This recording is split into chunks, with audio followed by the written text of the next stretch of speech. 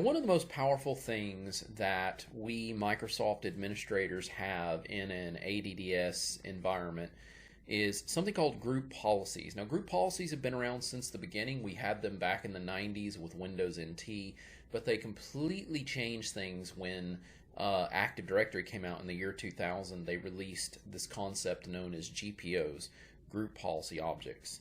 So what is a group policy exactly? A group policy is going to allow you to deploy out some kind of a setting or parameter or some kind of a feature you want to turn on or turn off. You can even deploy software using group policies. I will say that's kind of an older way to do it. There are newer ways to deploy software now, but ultimately you can still deploy software using group policies. But group policies is going to allow us to essentially control things in our environment as seamlessly as possible. It could be a situation where your boss walks up to you and says, hey, I know we got 1,000 Windows computers in our environment, but I need you to disable this feature. I need you to enable this feature, turn something on, turn something off, and do that as quickly as possible. And with group policies, we can totally do that. Now, group policies are kept inside of an object called a GPO, a group policy object.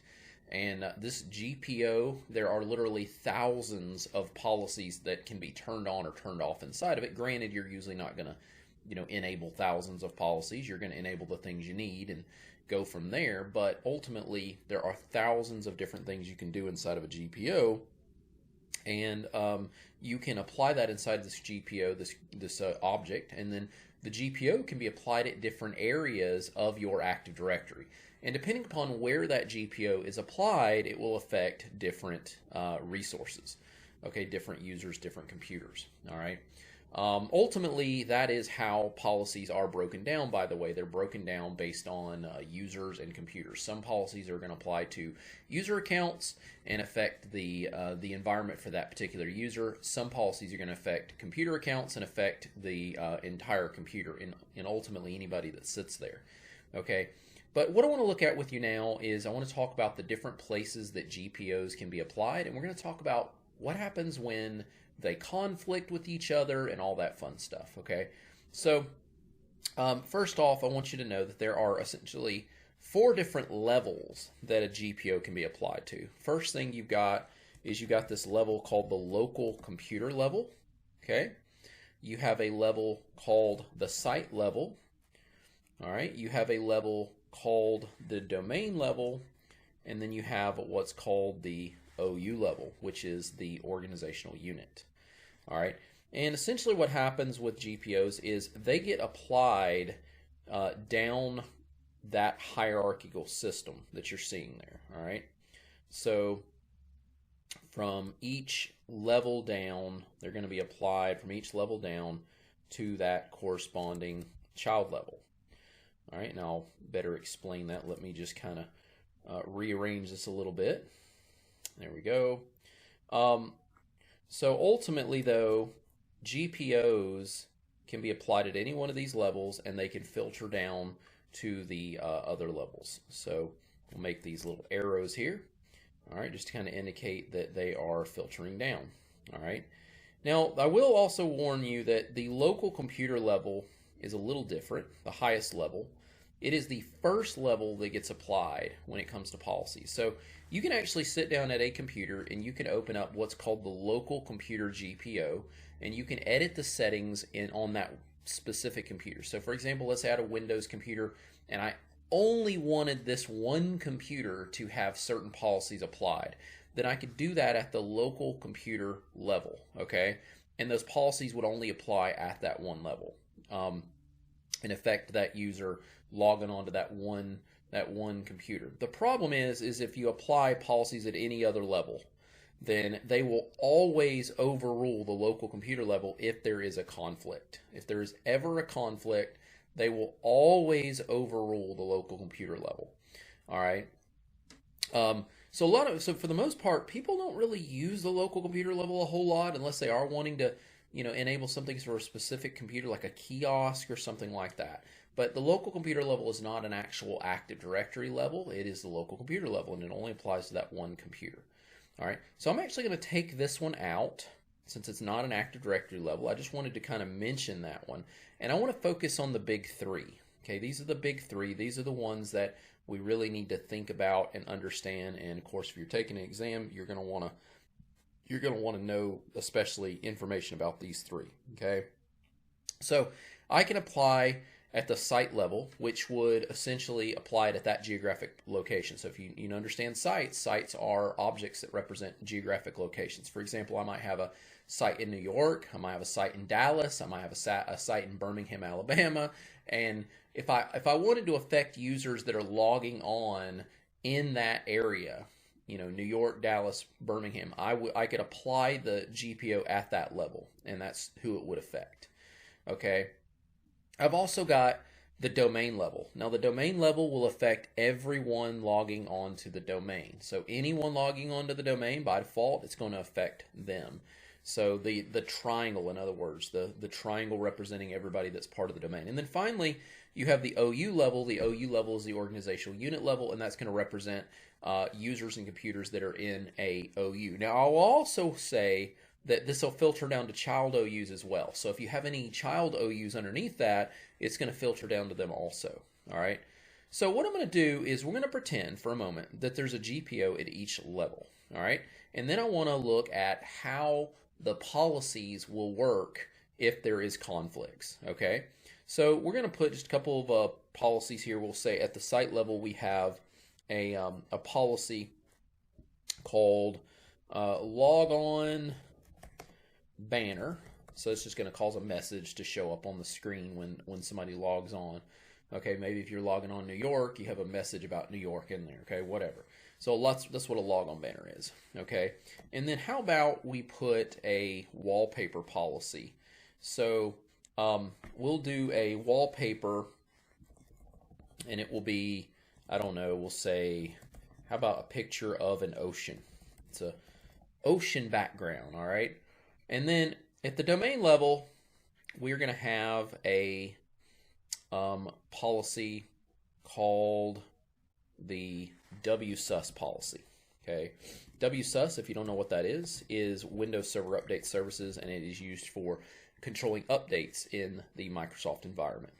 And then maybe why don't we do a how about an audit policy? All right. All right, and also this is where password policies are going to reside, and I'll talk more about that. All right, and then finally, at the OU level, we are going to have, let's have a policy that will disable the run command. Maybe you don't want any users using the run feature in Windows. So we'll say disable run. All right. So here is the question. Which policies will the person get? All right. So the person, let's say that the person in question is inside the OU. This is where their account, their user account and computer. So the user and computer are inside this OU. Their objects are inside the OU. Which policies will they get? Okay. So which policies will apply? All right. So here is the answer to that question. They'll get the log on banner, right? They'll get the ocean wallpaper. All right. And they will get the WSUS policy. They will get the audit policy. All right. They will get the password policy. All right. And they will get disable run. So they're going to get every one of these policies, every one of them. All right. And why is that? Well, because it filters down. So if the user's inside this OU, they're going to get all of these. It filters down. If they're in the OU, they're logging on in the domain, and they're in the site in question. Okay, let's say this is the New York site. They're logging on the New York site. They're going to get all of these. Okay. If they were logging on a different site, then they wouldn't get the site ones. They were in a different OU, they wouldn't get the disable run. All right. So now what we're going to do, we're going to cause a conflict, and we're going to talk about what happens when there's a conflict. Okay. So we're going to make the wallpaper policy conflict. That's an easy one to visualize. So we're going to say that at the domain level we have a wallpaper policy that is going to have a picture of a mountain, mountain.jpg. So instead of an ocean, this is going to be a mountain. All right, and then at the OU level, we are going to, let's have a picture of the desert. All right, so desert wallpaper. All right, and so we've got 3 conflicts now. All right, ocean, mountain, and desert. So the question would be, the big question obviously here would be, which policy would the person get? Most people will usually lean towards this because it's the top level policy. But I'll actually tell you that it's the bottom one. So the user will end up getting, instead of the ocean wallpaper, the user will get the desert wallpaper. All right, so we're just going to change this to desert, and that will be the wallpaper that the person ends up getting. And here's why. Because by default, the last policy that applies is the one that you get. And so they get processed in this order: the site, the domain, and then the OU. So the desert wallpaper is the last one that gets applied. That's the one you're going to end up getting. Okay, now, I also would like to show you how we can tweak what somebody's going to get with a couple of features. So there's a couple of interesting features that we can enable. Okay, there is a feature that is called block inheritance that you can enable. All right, block inheritance is a feature that when you apply it at a level, it will block all policies from above, with the exception of password policies. Password policies are a special set of policies that I'll talk more about, but block inheritance will block all policies except password policies. Okay, so if I was to put block inheritance right here over this OU, it's basically going to shield these policies from filtering down. So if you put the policy right here, it's actually going to block, all of these policies right here. So in other words, which policies would the person get this time? Okay, well, the person is only going to get, they're going to get disable run, and they're going to get password policy. Because again, password policies cannot be blocked. You will always get password policies. Okay, they did that on purpose, because when you authenticate to the domain, you will always authenticate at the domain level.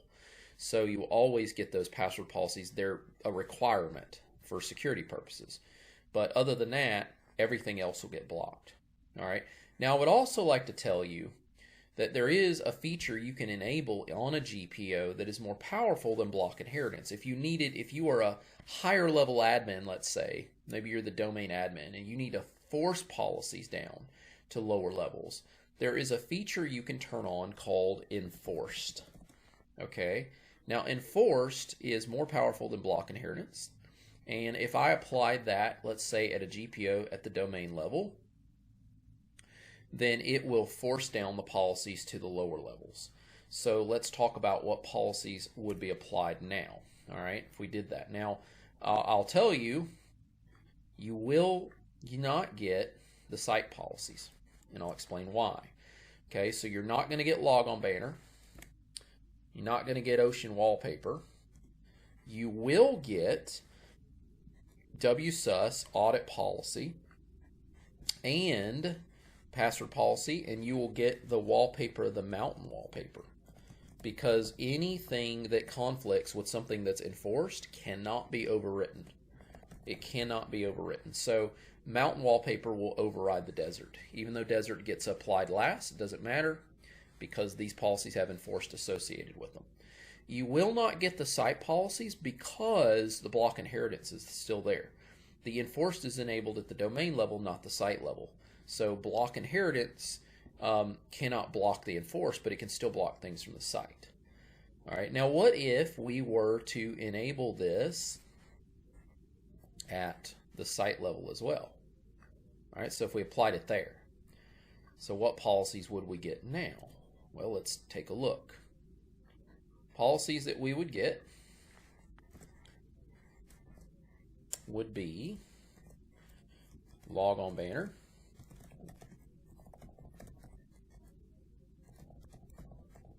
so we would get log on banner.